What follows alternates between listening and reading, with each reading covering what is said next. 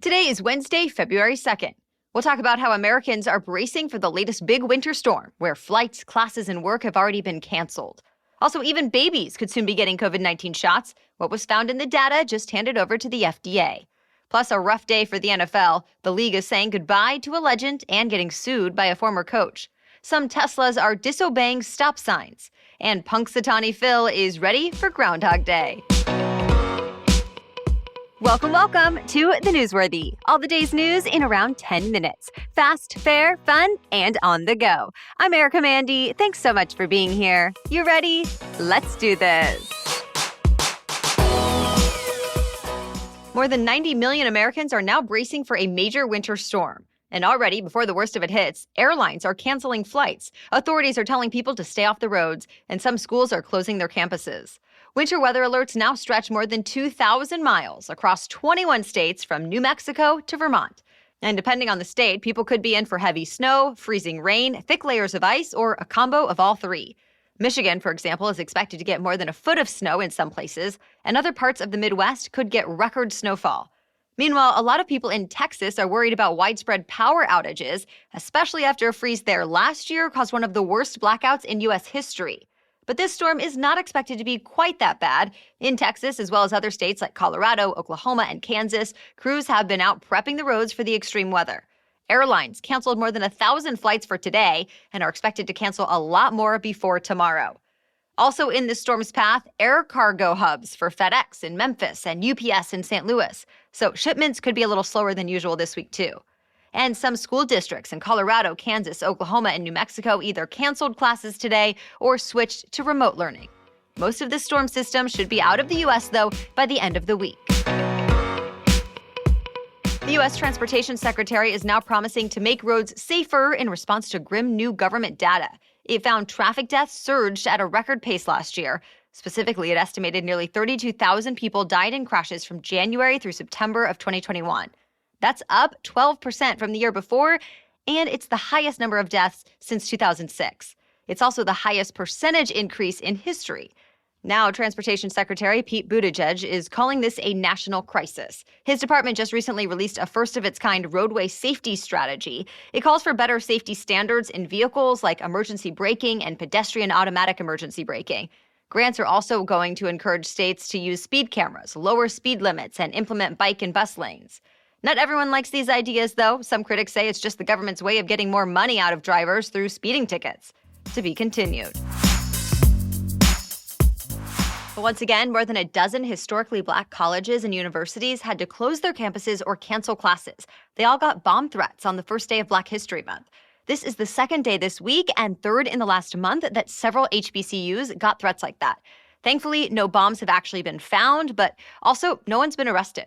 Several universities have increased police presence on their campuses, and they've been offering support to students. The FBI and ATF say they're working with local law enforcement to hopefully get to the bottom of these threats. For the first time in history, the U.S. national debt topped $30 trillion. That means the debt burden is now worth more than America's entire annual economy. The new figure is nearly $7 trillion more than it was in January of 2020 before the pandemic hit the American economy. But even before that, the national debt was going up. The U.S. budget deficit jumped 26% in 2019, which was the fourth year in a row of increases. Some economists say the large debt load is not necessarily unhealthy because the economy is growing and interest rates are low for now. But others are calling it a giant red flag, since this much debt could hurt America's ability to respond to future economic crises. For now, though, the U.S. is not in danger of defaulting since Congress agreed last year to raise the nation's debt limit. Stay tuned. The very youngest Americans could soon be eligible for COVID-19 vaccines. Pfizer asked the FDA to authorize its shots for kids younger than 5, as young as 6 months old. If the FDA signs off, those kids would get extra low doses of the vaccine, like a tenth of the dose given to adults. But it's still not clear if they'll need 2 shots or 3. In early testing, Pfizer said its vaccine was safe for this age group. 2 shots turned out to be strong enough for babies, but not for preschoolers. Pfizer is still testing whether a 3rd shot might work better, but that data is not expected to be ready until late next month. So for now, the FDA will only decide whether to authorize 2 doses given 3 weeks apart. Then it could potentially add a 3rd dose if the latest study supports it at least 2 months later. The FDA plans to get together a panel of experts to review Pfizer's data in a couple of weeks, so it is possible this young age group could start getting shots by the end of the month. More news is coming up, but first, a quick break for our sponsor. I'm not someone who likes to reset in the new year only to let that fizzle out in a month or two. So when I want the new year to be a fresh start, I also want to make sure that fresh start lasts all year long. And that's an easy to do with Rothy's shoes. They're not only crazy comfortable and stylish, they're also machine washable and durable. So this is a purchase that will last. I've had my Rothy's shoes for years now, and it's why I feel confident ordering another pair. Of course, it also helps that People magazine named my next purchase the best flat in their style awards. But it's not just flats. Rothy's has casual and dressy styles for both men and women, so you'll always find exactly what you need. And it's not just shoes either. Rothy's also has stylish and washable bags, wallets, and other accessories. The best part? Everything Rothy's makes is better for the planet. They've repurposed millions of water bottles into their signature thread that goes into every single one of their products.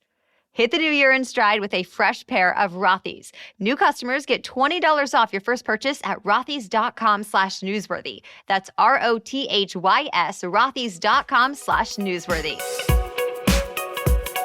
It's official. The most successful quarterback in NFL history is retiring. 7-time Super Bowl champion quarterback Tom Brady finally announced it on social media. In his tweet, he thanked a long list of people and organizations, including the Tampa Bay Buccaneers, where he's been playing the last 2 years, his agent, his trainers, and of course, his wife and kids. But what drew the most attention was who he did not mention. In his 8-page Twitter thread, Brady did not make one single mention of his 2-decade career with the New England Patriots. He won 6 of his 7 Super Bowls with that organization, and that's the team that drafted him. So a lot of people took to social media, Pats fans mostly, to question why that team did not even get a quick shout-out. But other people pointed out how Brady already gave thank you messages to the Patriots when he left the team in 2020 and later joined the Bucs. Later in the day yesterday, though, Patriots owner Robert Kraft, along with the team, posted a long congratulations and thank you post in honor of Brady's retirement announcement, and Brady shared that post, commenting, "Thank you, Patriots Nation." So what's next for Brady? He said he wants to take the future day by day to give back and to try to enrich other people's lives. A former NFL coach is suing 3 teams and the league. Brian Flores says he and other black coaches have been victims of the league's racist hiring practices. The former Miami Dolphins head coach even went so far to say the league is run like a plantation, pointing to only 1 team out of 32 that has a black head coach and how none of the owners are black. He specifically called out the Dolphins, as well as the Denver Broncos and the New York Giants. For example, he said the Dolphins tried to bribe him to lose games so the team would get a better draft pick. And Flores says since he didn't go for it, he was retaliated against. The Dolphins say that's not true. Flores also called the hiring process a sham. He says the Giants and the Broncos only brought him in because of the Rooney Rule. That says teams have to at least interview minority candidates for head coaching jobs. But he says he never had a real chance. The Giants released a statement saying they're confident in their hiring process and ultimately went with the candidate they thought was right for the job. And the Broncos called the accusations false as well. The NFL also responded, saying all the claims in the lawsuit are, quote, without merit. The league said it's deeply committed to equitable practices and opportunities. To be continued. Native American tribes reached a landmark opioid deal with Johnson & Johnson and other drug distributors. It's worth $590 million. It's to settle a lawsuit that said hundreds of Native American tribes in dozens of states were heavily impacted by the opioid crisis. The tribes say the highly addictive painkillers made by J&J and shipped by the distributors were too easy to get, and they were not clearly marked to show just how dangerous they were. So in the settlement, distributors will pay $440 million over 7 years, and J&J will pay $150 million over 2 years. The money will go to addiction treatment and prevention programs for the federally recognized tribes. The lead attorney that represents a lot of the tribes in the suit called this deal epic and a real turning point in history. Even though the companies did agree to the settlement, they are still denying any wrongdoing. Nearly 54,000 Teslas are being recalled because they could roll right through stop signs. The problem is with the full self-driving software. Its rolling stop feature lets them go through all-way stops at 5.6 miles per hour instead of coming to a complete stop. But the Governor's Highway Association says rolling through stop signs is not legal in any state. So U.S. regulators say Tesla will disable the technology in an over-the-internet software update starting this month. The recall impacts any Tesla vehicles that have the beta version of the full self-driving software enabled. The software is part of the driver assist feature that aims to one day let cars drive themselves. But Tesla says the full self-driving feature still needs a driver who is paying attention and can be ready to take control of the car at any time, though the company did not comment about this latest recall. Here we go again. It's Groundhog Day. As the legend goes, if a groundhog emerges from his burrow and sees a shadow, winter will persist for another 6 weeks. But if he does not see a shadow, well, spring will arrive early. The longest-running Groundhog Day tradition in the U.S. centers around the groundhog named Punxatawney Phil in Pennsylvania. This year, Phil's spectators can watch in person after being kept away due to COVID-19 last year. Of course, Phil is not exactly the best predictor of the weather. NOAA says in the past 10 years, Phil has been right 50% of the time. And that's it for the main news today, so now it's time for Work Wednesday, when we break down one interesting career or work-related news story every Wednesday. But first, a message from our sponsor. Want to refresh your wardrobe with seasonal pieces that actually feel like you? That's where Stitch Fix comes in. All you do to get started is take a style quiz so Stitch Fix can learn your preferences, like your favorite colors to wear, your preferred fits, and price ranges. From there, Stitch Fix gets to work. Either a stylist will send you 5 pieces chosen just for you, then you can try them on, keep what you like, and return the rest. It's easy, and I find it really fun to see what comes in each fix. Or allow Stitch Fix to build an online store customized to your preferences. I appreciate that Stitch Fix Freestyle allows me to shop one piece at a time when that's all I'm looking for. It's the easy way to get items that are just right for you from brands you know and trust without that endless browsing. I also really like how it visually shows me what else works well with that sweater or those particular jeans, for example. So get started today by filling out your free style quiz at stitchfix.com/newsworthy and take advantage of free shipping and free returns. That's stitchfix.com/newsworthy to try Stitch Fix.